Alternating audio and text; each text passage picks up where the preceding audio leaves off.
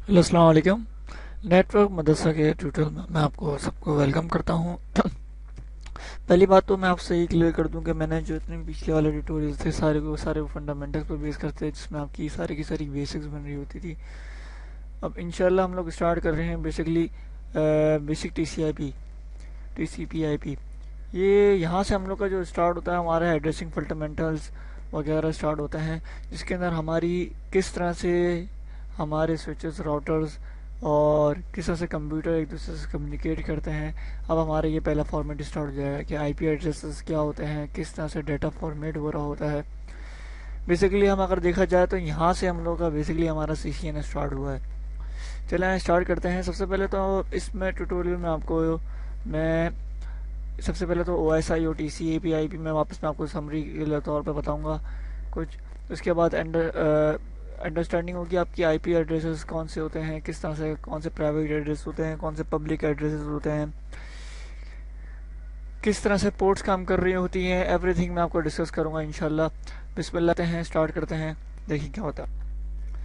सबसे पहले हमारा जो हमने पिछले जो हमारा ट्यूटोरियल में हमारा हुआ था, जो हमारा बेस कर रहा था, वो हमारा क्या रहा था ओ एस आई लेयर्स और टी सी पी आई पी मॉडल।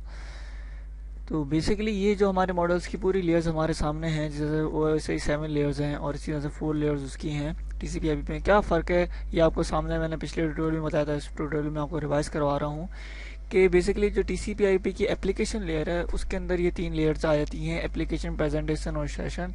ट्रांसपोर्ट लेयर उसकी भी ट्रांसपोर्ट लेयर है, नेटवर्क लेयर इसकी इंटरनेट लेयर कहलाती है, और डाटा लिंक इसकी और फिजिकल नेटवर्क एक्सेस कहलाती है। अब ये जो है ये हमारा अब स्टैंडर्ड बन चुका है और हर चीज़ इस पे बेस करी है, क्योंकि टीसीपी आईपी इंग्लिश थी, ट्रांसमिशन कंट्रोल प्रोटोकॉल थी, इंटरनेट प्रोटोकॉल। क्योंकि हमारे सारे पीसीस के अंदर ये हमारा ये प्रोटोकॉल यूज़ हो रहा है, तो इस तरह से ओ एस आई मॉडल अब पुराना हो गया है। ओपन सिस्टम इंटरकनेक्ट जो कहलाता था। नाउ इसमें अब इंशाल्लाह आपको समझ आ गया होगा कि मैंने इस पे पिछले लेक्चर में आपको डिफाइन कर दिया था कि ओ एस आई और टी सी पी आई पी में क्या फ़र्क है। नाउ हम आगे स्टार्ट करते हैं कि इसके साथ साथ आगे भी हम लोग की इसकी डिस्कशन होती रहेगी, मगर अभी हम आगे लेकर चलते हैं ताकि आपकी स्लाइड्स आगे बढ़ते रहें। चलिए आए स्टार्ट करते हैं। सबसे पहले जो हमारा जो मेन जो चीज़ है कि आपको सबसे पहले स्पीड बताऊं क्या होता है, कि हमारी जो हमारे नेटवर्क की जो ट्रांसमिशन जो होती है, हमारी जो स्पीड पे काम कर रहा है, हमारा डाटा एक से सेंडिंग हो रहा होता है। सबसे पहले तो मैं आपको ये बताऊं, बेसिकली स्पीड जो हमारी जब सबसे पहले स्टार्ट हुई थी वो बिट्स से स्टार्ट हुई थी। बिट्स में हमारे 0 1 की होती है, क्योंकि आपको एक चीज़ मैं आपको कंफर्म कर दूं कि जब भी हमारा डाटा कंप्यूटर काम कर रहा होता है वो बिट्स के फॉर्म में कर रहा होता है, क्योंकि उसको लैंग्वेज वगैरह समझ नहीं आती, इसको 0 1 की सिर्फ लैंग्वेज समझ आती है। तो सबसे पहले क्या होता था, हमारा बिट जो हमारी होती थी वो 0 1 कहलाती थी, जो ऑन ऑफ के बीच करती है। 0 ऑफ होती है, 1 होती है इसकी ऑन बिट होती है।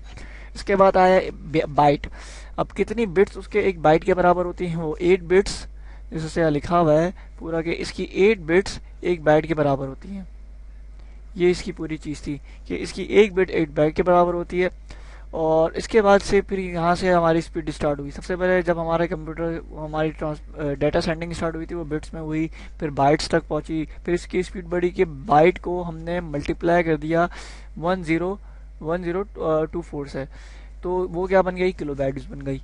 फिर उसको जब हमने फिर उसमें डाटा सेंडिंग स्टार्ट हुई, फिर उसके बाद हमारा फिर उसको मल्टीप्लाई किया 1024 में, फिर रेवोल्यूशन आया तो वो मेगाबाइट 1 मेगाबाइट के बराबर हो गया। फिर उसमें 1024 तो वो गीगाबाइट पे चला गया। अब उसको फिर उसमें ऐड किया तो ये टेराबाइट। अभी जो हम लोग जब हमारे जो नेटवर्क चल रहे हैं वो कम से कम भी गिग्स पे चल रहे हैं सारे के सारे। हमने तो जैसे हमारे जो जो कंप्यूटर के जो घर के माहौल होता है या फिर हमारे ऑफिस का माहौल होता है, उसमें ज़्यादा हम लोग एम बी यूज़ कर रहे होता है। 10 MB, 20 MB, 50 MB से ज़्यादा 100 MB यूज़ हो रही होती हैं, 1000 MB यूज़ हो रही होती हैं। मगर अब तो गिग्स के पे चला गया है। हमारा जो पूरा आई एस पीज़ का जो नेटवर्क है वो गिग्स पे चल रहा होता है टोटली, क्योंकि उससे आपके पूरे के पूरे इलाके कनेक्ट हुए हुए होते हैं, क्योंकि उससे पूरी की पूरी ब्रांचेस कनेक्ट हुई होती है। तो अब इतनी अमाउंट ऑफ, अब थोड़े दिन में आप देखेंगे कि वो टेराबाइट्स पे वर्क कर जाएंगे, करने लग जाएंगे। जो हमारे ब्रिटिश टेलको है या फिर बाहर की जो कंपनीज हैं वो टेराबाइट्स पे डील करती हैं। जो जितनी बड़ी कंपनी होगी उस पर उतनी उसकी कंजम्पशन होगी, बैंडविड्थ कंजम्पशन, उसी के लिहाज से वो चलेगा। बैंडविड्थ होती क्या है, यहाँ से आपको बता दो, बैंडविड्थ एक पाइप की तरह होती है। जिस तरह से हम एक मैं आपको पिक्चर आपसे शेयर करूंगा अभी थोड़ी देर में, तो उसमें आपको अंदाज़ा होगा कि बैंडविड्थ होती क्या है। तो सबसे पहले तो हम ये डिस्कस कर लें कि ये मुझे याद रहेगा इंशाल्लाह कि मैं आपको किस तरह से बताऊं कि बैंडविड्थ होती क्या है, क्योंकि मुझे एक बहुत अच्छी पिक्चर मेरे पास पड़ी हुई है जो आपसे क्लियर करूंगा तो आपको अंदाज़ा हो जाएगा कि किस तरह से हम लोग का डाटा सेंड किस तरह से होता है, क्यों हमारी बैंडविड्थ ज़्यादा बढ़ती है तो हमारा डाटा ज़्यादा फास्ट हो जाता है। बड़ी ज़बरदस्त मिसाल है। तो सबसे पहले जो हमारे होते थे, जो हमारा कनेक्टिविटी होती थी 56 केबीज की होती थी, जो हमारी मोडेम्स वगैरह में होती थी। वो कनेक्टिविटी हमारी, ये याद होगी आपको कि जो मोडेम टू मोडेम कनेक्टिविटी हमारे टेलीफोन सिस्टम से लगी थी 56 के इंटरनेट का चलता हमारा। फिर हमारा इसके बाद हमारा रेवोल्यूशन आया, फिर हमारा ज़्यादा बढ़ता गया। इसके बाद फिर वैन लिंक्स स्टार्ट हो गए। जो हमारे वैन लिंक्स जो हमारे कहलाते हैं वो basically router to router connectivity जो होती है ना, वो हमारे वैन लिंक्स आते हैं। जिस तरह से मैंने आपको बताया था कि राउटर जो कनेक्टेड होता है टू नेटवर्क्स को मिलाने में, यानी आपको ये दो नेटवर्क मिला रहा है, इसके पीछे भी कोई नेटवर्क चल रहा होगा यहाँ, और इसके पीछे भी कोई नेटवर्क चल रहा होगा यहाँ पीछे। तो ये पूरे के पूरे लैन नेटवर्क्स आपको मिलवा रहा है। तो उसकी कनेक्टिविटी के लिए उन्होंने वैन एक T1 लाइन्स आई। और T1 लाइन्स क्या होती है? T1 lines network to network connectivity के लिए यूज़ होती हैं। 5.4 इसकी उस वक्त रेवोल्यूशन था कि 1.544 मेगाबाइट्स की इसकी स्पीड हुआ करती थी ये कनेक्टिविटी की, तो जिसपे वो आप डेटा सेंड करते थे। तो ये एक बहुत बड़ा रेवोल्यूशन था। अब तो इसके बाद अब तो ये कुछ भी नहीं है। T1 लाइन्स अब तो और भी ज़्यादा अपग्रेड हो चुकी हैं, E1 लाइन्स हो गई हैं, बहुत सारी एवर लाइन्स हो गई हैं। तो उसमें क्या हुआ कि अब ये डाटा अपग्रेड होते जा रहा है। अब वो गिग्स पे चला गया है मामला, क्योंकि अब क्या हो गया, सर्विस प्रोवाइडर बीच में आ गया है। सर्विस प्रोवाइडर क्या करता है, वो आपको बैंडविड्थ, आपको आईपीस परचेज करके देता है। एक वो क्योंकि उन्होंने कहीं और से खरीदा हुआ था, ट्रिपल ई से खरीदा होता है, पब्लिक आईपीस होती है, वो परचेज करते हैं। जो उन्होंने पूरे बंडल खरीदे होते हैं, वो आईपीस बहुत ज़्यादा महंगी होती है, बहुत ज़्यादा एक्सपेंसिव होती हैं, वो फिर आपको प्रोवाइड करते हैं मंथली बेसिस पे। फिर वो आपको बैंडविड्थ भी प्रोवाइड करते हैं, डाटा कनेक्टिविटी प्रोवाइड करते हैं, ये सब चीज़ें प्रोवाइड करते हैं कि आप अपना डाटा अपने ऑफिस टू ऑफिस कनेक्टिविटी के लिए आपको 5 MB का डाटा कनेक्टिविटी दे कि आपने 5 MB के अंदर अंदर आपका डाटा सारा ट्रांसफ़र होगा एक ऑफिस से दूसरे ऑफिस के लिए। या फिर आपको बैंडविड्थ प्रोवाइड कर दी, जो आपको बैंडविड्थ प्रोवाइड कर दी कि उसमें आपको 15-20 मेगा MBPS 100 MBPS, ये जितनी भी 10 मेगा MBPS, ये बहुत ज़्यादा MBs होती हैं।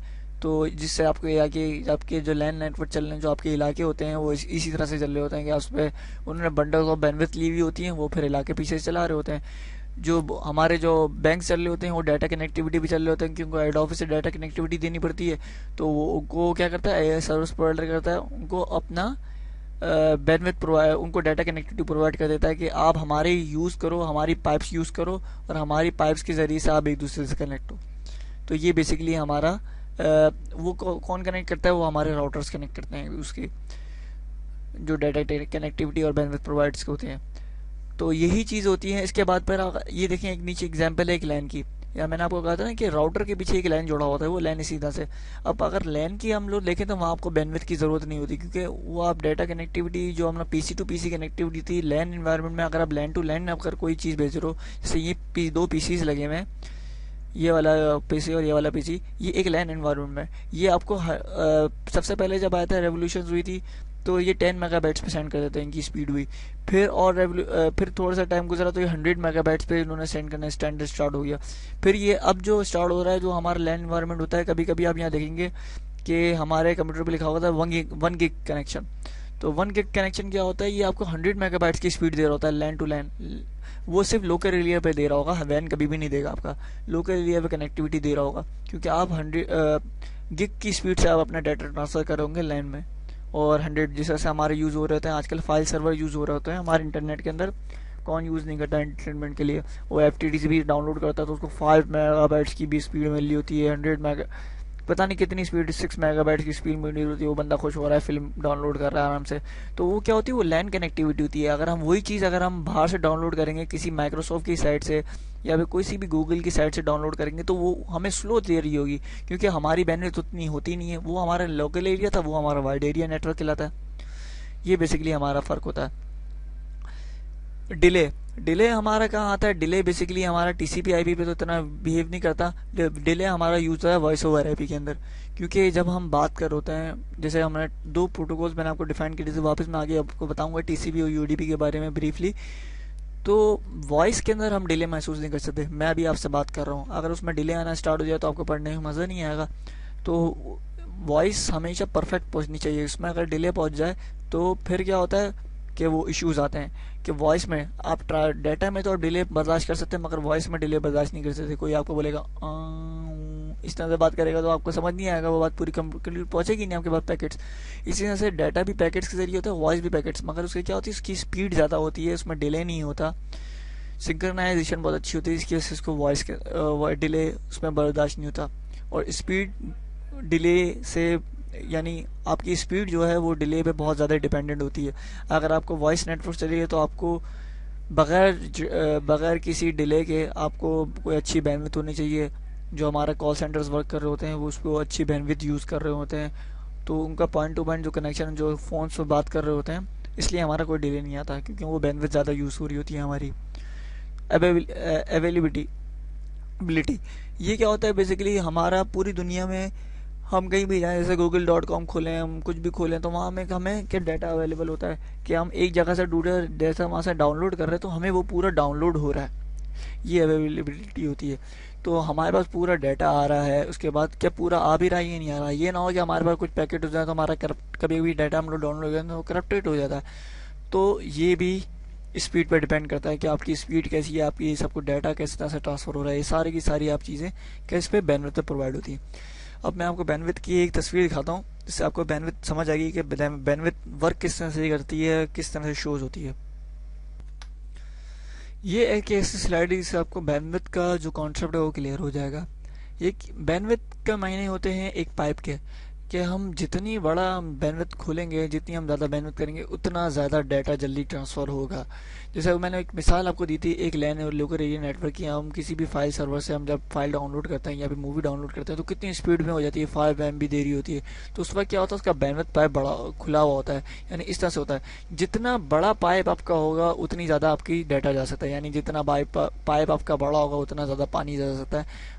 डाटा आपका पानी की तरह है और पाइप जो है वो आपका बैंडविड्थ की तरह है, कि आपकी सर्विस प्रोवाइडर से यानी आपकी जो आपका नेटवर्क प्रोवाइडर है उससे आपको कितना आपको उसका दिया हुआ है कि वो आप कितना अपना डाटा एक जगह से दूसरा डाउनलोड कर सकते हो या रिसीव कर सकते हो।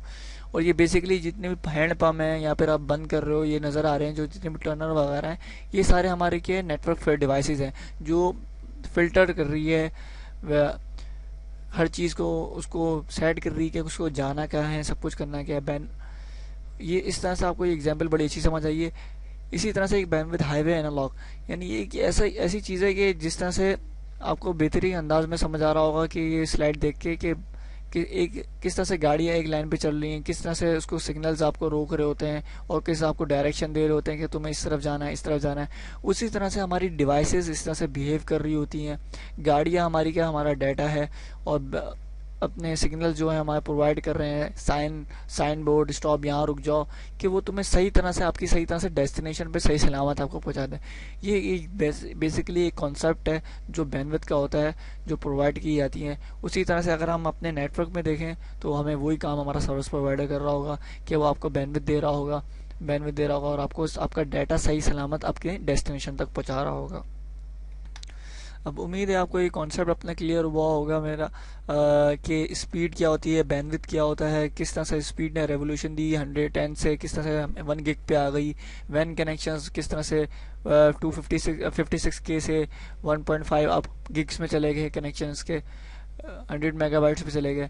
उसी तरह से आप वर्क करते गए। अब इंशाल्लाह हम नई स्लाइड में आते हैं जिसके अंदर हम उसको TCP/IP को डिस्कस करेंगे। Now we are starting to discuss most important part of layers, transport layer में। मैंने आपको पिछली बार बताया था कि TCP और UDP का हमने जिक्र किया था।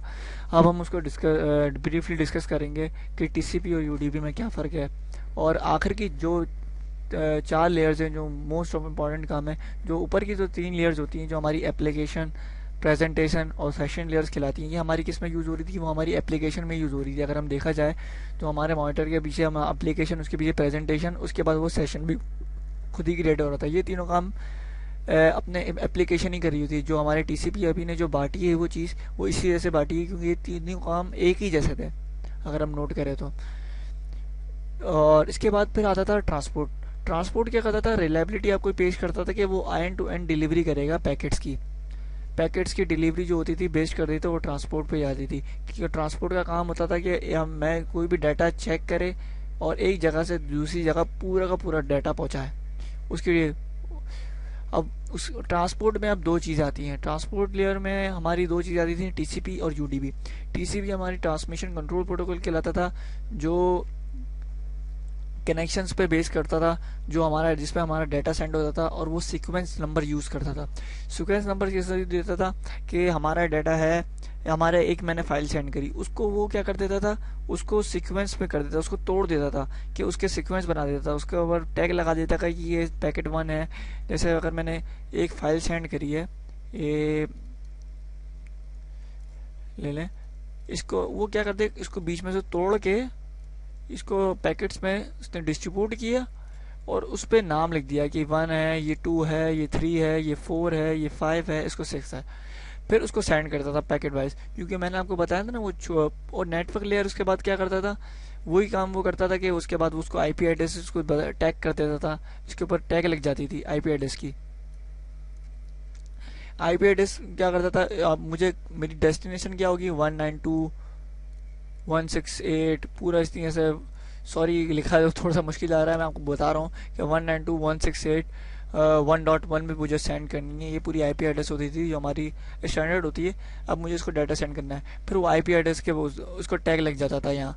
फिर आईपी एड्रेस टैग लगने के बाद उसका मैक एड्रेस क्या होगा, अब उसका मैक एड्रेस तो हमें पता नहीं होता क्योंकि हम किसी और नेटवर्क में, मैक एड्रेस सिर्फ उसको पीसी को पता होता है, जो उसका जो पीसी का जो हार्डकोर एड्रेस होता है मैक एड्रेस। तो सारा काम जो हमारा वर्क कर रहा होता था, हमारे नेटवर्क जो वर्क कर रहा होता था, वो आईपी एड्रेस पे वर्क कर रहा होता था, जो हमारा वैन नेटवर्क। फिर वहां से जाने के बाद वो फिजिकल लेयर में जाता था, फिर वो डाटा सेंड होता था, वो आईपी एड्रेस को ढूंढता ढूंढता ढूंढता ढूंढता फिर वो मैक एड्रेस पे जाता था, फिर मैक एड्रेस से वो टीसीपी आईपी पे जाता था। इसी तरह से फिर वो हमारा डाटा एप्लीकेशन पे हमारा थ्रू होता था। तो टीसीपी से हमारा बेसिकली यूज होता है कि टीसीपी हमारा डाटा सेंडिंग के लिए यूज होता है। यूडीपी हमारा कनेक्शन लेस प्रोटोकॉल कहलाता है, यूजर डाटाग्राम प्रोटोकॉल कहलाता है, जो वॉइस पे बेस करता है। क्योंकि हम अगर हम सीक्वेंस में अगर हम वॉइस भेजे तो उसमें टूट टूट के डिले आ सकता है, तो ये इसमें डिले नहीं हो सकता था, उसमें डिले वो बर्दाश्त नहीं कर सकता। ये बेस्ट एफर्ट डिलीवरी कराता था और अनरिलायबल प्रोटोकॉल था, यानी ये इसका कनेक्शन तो बेसिकली एक ही बनता था। मैं आपको आगे जाके दिखाऊंगा, उसकी एक डायग्राम है, उस डायग्राम में आपको जाके ब्रीफ करूंगा कि यूडीपी वर्क किस तरह से करता था और टीसीपी वर्क किस तरह से करता था।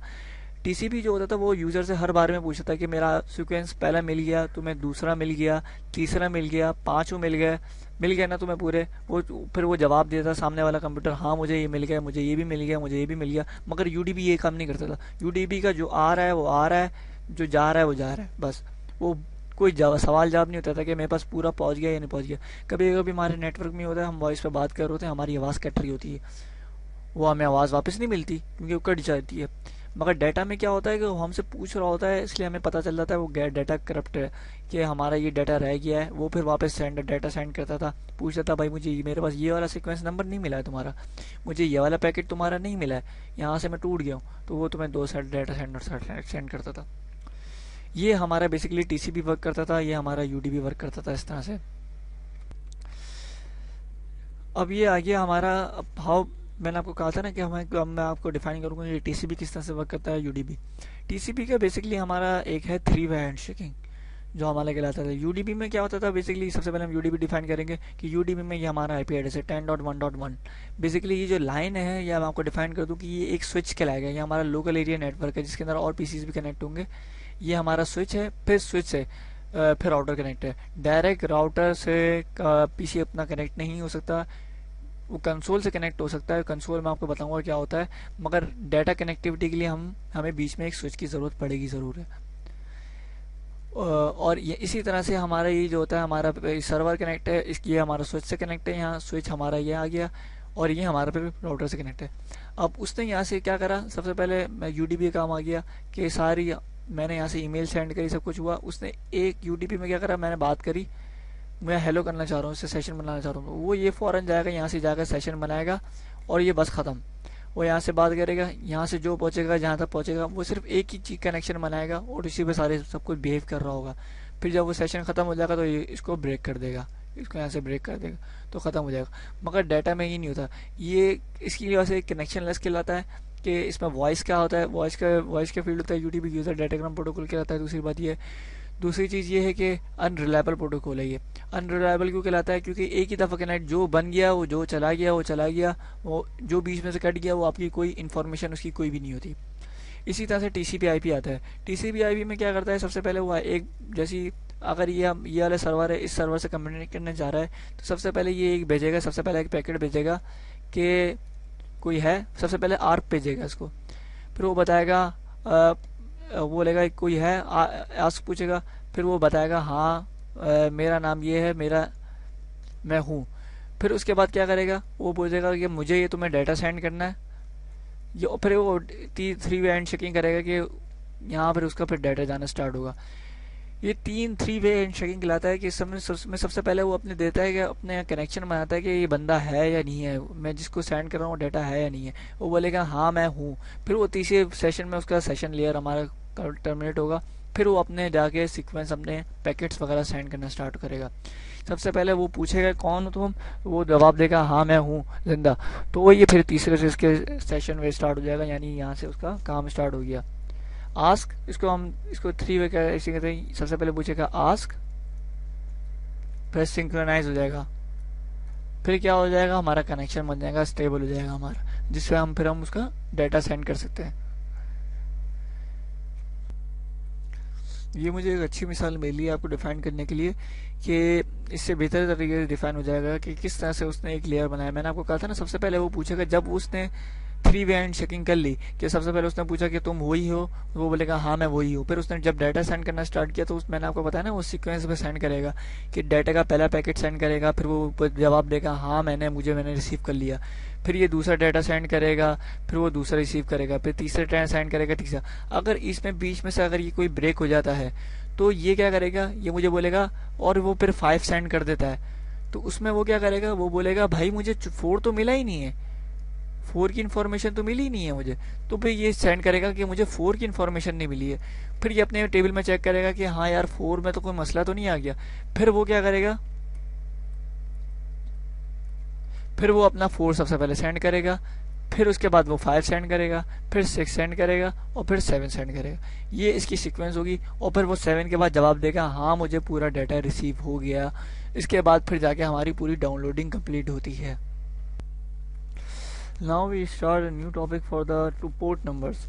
ये बहुत इंपॉर्टेंट टॉपिक है और नॉलेजेबल टॉपिक है, जिसके अंदर ये हम अभी पूरी जो हमारी डिस्कस कर रही है, हमारे वो लेयर 4 डिस्कस कर रहे हैं, ट्रांसपोर्ट लेयर को डिस्कस कर रहे हैं, जिसके अंदर हमारा टीसीपी आ रहा है, जिसके अंदर हमारा यूडीपी आ रहा है, ये सारी चीज़ें आ रही हैं। अब इसमें मैं आपको डिस्कस कर रहा हूँ कि टीसीपी जो हमारा डाटा सेंडिंग होती है वो किस तरह से हमारी कौन कौन सी पोर्ट्स पे यूज़ हो रहा होता है, ये हमारी किस तरह से डाटा वर्क कर रहा होता है, ये हमारी डिस्कशन चल रही थी। कि अब आपको मैं कुछ दिखाता हूँ, कुछ पोर्ट नंबर्स होते हैं जो आपको पता होने चाहिए कि जिस तरह से टीसीपी के अंदर पोर्ट नंबर होता है, पोर्ट नंबर 21। पोर्ट नंबर 21 क्या करती है, वो एफटीपी की पोर्ट कहलाती है, जो फाइल ट्रांसफर प्रोटोकॉल, जिससे हम अपने डाटा सेंड रिसीव कर होता है लैन का डाटा। एसएसएच जो कहलाती है वो सिक्योर कहलाता है, वो हमारा वो 22 कहलाती है, जिसके अंदर हम टेलनेट इसको कर रहे होते हैं या फिर हम सिक्योर शेलिंग कर रहे होते हैं, यानी हम सिक्योर अपने पीसी से कनेक्ट होते हैं, या आप जब अपने लाइव इन्वायरमेंट में आएंगे तो आपको पता चलेगा एसएसएच होता क्या है। बाकी जब ये स्विच में हमारा जब से कनेक्ट होगा मैं आपको बताऊंगा कि ये एक सिक्योर शेल है जो हमारा सिक्योरिटी से बेस करता है कि हमारे यूज़र की जो हम जिस डिवाइस से कनेक्ट हो रहे हैं उसकी सिक्योरिटी के लिए बेस करता है। 23 पोर्ट जो होती है वो हमारी टेलनेट के लिए यूज़ होती है। टेलनेट क्या होता है, टेलनेट बेसिकली हमारी डिवाइस को एक्सेस करने के लिए यूज़ होता है कमांड लाइन के ज़रिए से, ये टेलनेट कहलाता है। 25 जो होती है एसएमटीपी कहलाती है, जो सिंपल मेल ट्रांसफर प्रोटोकॉल कहलाती है। जब भी हमारी कोई मेल सेंडिंग हो रही होती है वो कौन सी पोर्ट से जा रही होती है, वो 25 पोर्ट से एक्सेस हो रही होती है। 23 पोर्ट से हमारा क्या जा रहा होता है, हमारा 20 टेलनेट जा रही होती है। 53 हमारा डीएनएस सर्वर का होता है, जब भी हम डीएनएस सर्वर को अपना एक्सेस करते हैं वो 53 पोर्ट से होती है। एचटीटीपी जो होती है हमारी वो पोर्ट 80 होती है। बाय डिफ़ॉल्ट जो हम एचटीटीपी को अपने एक्सेस करते हैं वो पोर्ट 80 से एक्सेस करते हैं। POP3 हमारा कहलाता है पोस्ट ऑफिस, जिससे हम मेल रिसीव करते हैं, वो 110 पोर्ट से होती है। 443 एचटीटीपी पोर्ट से होती है, एचटीटीपीएस कहलाती है हमारी, ये भी हाइपर टर्मिनल्स हमारी पोर्ट्स होती है, ट्रांसपोर्ट प्रोटोकॉल पोर्ट होती हैं। इसी तरह से हमारी यूडीपी की डीएनएस क्लाइंट की होती है, 53 हमारा डीएनएस क्लाइंट के लिए यूज़ होता है, और 69 हमारी टीएफटीपी के लिए होती है, जो यूडीपी कहलाती है, यूजर डाटाग्राम प्रोटोकॉल। टीएफटीपी हम लोग ज़्यादातर यूज़ करते हैं आईओएस को अपग्रेड करने के लिए। आईओएस क्या होता है, वो हमारे राउटर और स्विचेस का ऑपरेटिंग सिस्टम होता है, जैसे हमारे विंडोज़ होता है उसी तरह स्विचेस और राउटर का ऑपरेटिंग सिस्टम होता है, इसको हम ज़्यादातर यूज़ हो रहे होते हैं। ये एक छोटी सी एक चीज़ है, 0 से 1023 तक की कंसिडर करते हैं हम वेल नोन पोर्ट नंबर्स, जिसके अंदर हमारे डिफरेंट पोर्ट नंबर्स आ रहे होते हैं। आप जब इंटरनेट पे जाकर सर्च करेंगे वेल नोन पोर्ट नंबर्स जो हमारे यूज़ हो रहे होते हैं, तो उसमें ये सारे जो मोस्ट इंपॉर्टेंट जो पोर्ट नंबर्स होते हैं जो हमारे में प्रैक्टिकल इन्वायरमेंट यूज़ हो रहे होते हैं, वो ये यूज़ हो रहे थे। 21 से FTP यूज़ हो रही होगी, टेलनेट हम लोग कर रहे होंगे पोर्ट से। अब बेसिकली होता क्या है ये पोर्ट नंबर, जब भी हम जाते हैं कोई भी हम वेबसाइट एक्सेस करते हैं पोर्ट्स, तो हमें एक कंप्यूटर एक पोर्ट डिफाइन करती है कि तुम इस ज़रिए से तुम उस एक वेबसाइट को एक्सेस कर रहे होगे। हमारी आईपी होती है, वो आईपी के साथ हमारे पोर्ट जा रहा होता है। जैसे अभी मैं आपको दिखाता हूँ, जैसे ये मैंने अभी एक मिसाल है कि मैंने यहाँ अपने ब्राउज़र पे जाके www.cisco.com लिखा, मैंने cisco.com लिखा है मैंने। तो ये क्या करा, इसने जाके एक रिक्वेस्ट भेजी। अब मैंने आपको दिखाया कि एप्लीकेशन लेयर क्या करती है। एप्लीकेशन लेयर बेसिकली यही काम करती है, मैं यहाँ जाके मुझे एप्लीकेशन लेयर क्यों ये सब कुछ मिल रहा है, मुझे कैसे मिल रहा है, ये हमारा सारा एप्लीकेशन, इसके पीछे जो कोडिंग होती है वो इसने सबसे पहले क्या करा, एक सेशन बनाया, फिर इसने एक पोर्ट नंबर डिफाइन करी। जैसे वो लेयर 4 पे गया, उसने एक पोर्ट नंबर डिफाइन करी। कैसे डिफाइन करी ये मैं आपको दिखाता हूँ। रन पे जाएंगे आप, CMD लिखेंगे आप, एक कमांड लाइन खुल जाएगी आपको, वहाँ आप लिखेंगे नेट स्टैट्स।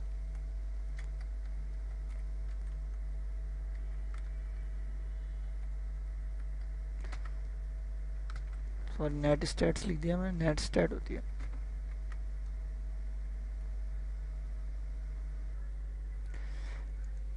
ये आप देख रहे हैं कि मेरे कितने पोर्ट्स हम लोग के इस्टेब्लिश हुए हैं ऑलरेडी। ये देखें कितने, मैंने एक सिर्फ ये खोला है तो ये कितने इस्टेब्लिश हो गए। तो मैं किस तरह से कम्युनिकेट कर पा रहा हूँ, ये आपको बैक हैंड पे इस तरह से पता चलेगा किस तरह से मेरे सेशंस क्रिएट हुए हैं। ये देख रहे हैं आप मुझे किस तरह से वो इस्टेब्लिश हो रहा है, किस तरह से एक वो चीज़ जा रही है, किस तरह से किसको रिक्वेस्ट जा रही है, किस तरह से रिक्वेस्ट पहुँच रही है। मैंने लिखा था नेट स्टार्ट, तो उसने क्या करा, सबसे पहले उसने मेरे भेजा, हमें एक पोर्ट डिफाइंड हुई। ये देखें ये सबसे पहले तो ये मेरा होम है, ये जो मेरा होम का एड्रेस है। इसके बाद क्या आ रहा है, ये पोर्ट नंबर आ गया हमारा, ये बेसिकली हमारी पोर्ट नंबर है। अब उसने क्या करा, मैंने जब cisco.com पे जब मैंने भेजा तो उसने क्या करा, एक सेशन बनाया जिसमें वो सामने वाले से सेशन बना रहा था। यहाँ देखें आप टाइम वेट लिखा हुआ है, फिर यहाँ जाके स्टेब्लिश हो गया HTTPS पे। तो ये क्या हुआ, ये कहाँ होता जा रहा है। अब आप अगर आप तो ये किस पोर्ट नंबर से इस्टेब्लिश हो रहा है, वो हमारी आईपी तो वहाँ नहीं जाएगी, मगर हमारा पोर्ट नंबर हमेशा जिस पोर्ट नंबर से वो सेंडिंग हो रही है, हमारा डाटा सेंड जा रहा है, हमारा वहाँ जा रहा है, उसी पोर्ट नंबर से वो वापस आएगा। तो ये पोर्ट नंबर आ रहा है 3515। ये 3515 से मेरी रिक्वेस्ट गई थी, फिर 3517 से रिक्वेस्ट गई, 3518 से रिक्वेस्ट गई, क्योंकि मैंने बहुत सारी वेबसाइट्स एक साथ खोली। अब ये कहाँ से होते हुए जा रहा है फॉरेन, यहाँ देखें एक कौन सा प्रोटोकॉल जा रहा है, TCP/IP जा रहा है। लोकल एड्रेसेस कौन से, ये मेरे घर के एड्रेसेस हैं, ये मेरे घर का एड्रेस है। उसके बाद वो पोर्ट नंबर, सिर्फ पोर्ट नंबर चेंज हो रहा है, मेरे घर का एड्रेस IP एड्रेस चेंज नहीं हो रहा है। ये मेरा सिर्फ DNS नाम है, मेरी सिर्फ पोर्ट नंबर चेंज हो रहा है कि मैं किस तरह से मेरा पोर्ट से बन रहा है, किस तरह से मेरे पोर्ट नंबर चेंज होते रहेंगे, मगर मेरे IP एड्रेस कभी भी चेंज नहीं होगा। फॉरेन एड्रेस कहाँ उसकी डेस्टिनेशन जा रही है, ये देखें, ये फ्रांस से होती हुई जा रही है, FAR फ्रांस से होती हुई जा रही है मेरे सर्वर से, यानी मेरे यहाँ से गई, मेरे जो सर्विस प्रोवाइडर है वहाँ गई, वहाँ से जाने के बाद वो फ्रांस को राउट हो गई, फ्रांस से राउट होते हुए फिर जाके cisco.com पे जाके लगी है वो। ये देखें पूरी IP मैप बन रही, याहू पे गई, किस तरह से गई, ये फेसबुक पे गई, फेसबुक मैंने खोला हुआ है। तो किस तरह से जैसे ये सेशन बनते गए किस तरह HTTP के बन रहे हैं, कहाँ से बन रहे हैं, कौन से बन रहे हैं, ये आपको सारा जब अभी अब कभी बैठे ना तो नेट स्टार्ट खोले ना तो आपको पता चलेगा कि क्या क्या खुल रहा होता है। ये देखें किस तरह से बैक हैंड पे हमारा वर्क कर रहा होता है, हमारा मीडिया वर्क कर रहा होता है। अब ये देखें, ये cisco.com पे मैंने इसको जब कैसे क्लिक किया तो LBI ये किसी पेरिस से होता है, यानी पेरिस से होता हुआ हमारा टाइम वेट किया, फिर उसने रिजर्व की, फिर टाइम वेट किया, जब जाके हमारा जाके ये सेशन बना है। एक सेशन ये हमारा इतनी में पड़ा कि हमें किसी हमारे यहाँ से एक पोर्ट नंबर गई, वो जाके उस सर्वर को उसने एक पिक किया, फिर उस सर्वर से जो जवाब आया उस पोर्ट नंबर पे, फिर जाके हमारी ये वेब ब्राउज़र खुला है। ये एक छोटी सी मिसाल थी, उम्मीद है आपको समझ आई होगी। Now I think you better understand about transport layer, कि ट्रांसपोर्ट लेयर वर्क किस तरह से करती है, किस तरह से उसने TCP कनेक्शन बनाया। ये एक पूरा ट्रांसपोर्ट लेयर का टॉपिक था जो हमने आज क्लियर किया हमारे जहन में, कि किस तरह से वो एंड टू एंड डिलीवरी हुई, किस तरह से बैक हैंड पे वो वर्क कर रहा था, नेट स्टार्ट की कमांड करके मैंने आपको दिखाया। अब अगली बार जब हम स्टार्ट करेंगे तो हम IP एड्रेसेस से स्टार्ट करेंगे, जिसके अंदर हम कनेक्टिविटी देखेंगे, IP एड्रेसेस क्या होते हैं, किस क्यों IP एड्रेस, कौन से प्राइवेट एड्रेस क्या है। अब हम उसकी तरफ जाएंगे, नेटवर्क लेयर की तरफ, तो लेयर 3 पे जाएंगे हम, फिर हम लेयर 2 पे जाएंगे, फिर आपको बताऊंगा लेयर 3 जो हमारा राउटर पे बेस कर रहा होगा, लेयर 2 को भी मैं आपको बीच में ले आऊँगा। तो IP एड्रेस के बाद इंशाल्लाह हम MAC एड्रेस पे जाएंगे, उसके बाद फिर हम लोग प्रोफेशनलिज्म के साथ हम लोग फिर उसकी स्विच पे आ जाऊँगा मैं आपको इंशाल्लाह, फिर कॉन्फ़िगरेशन बेसिस को की।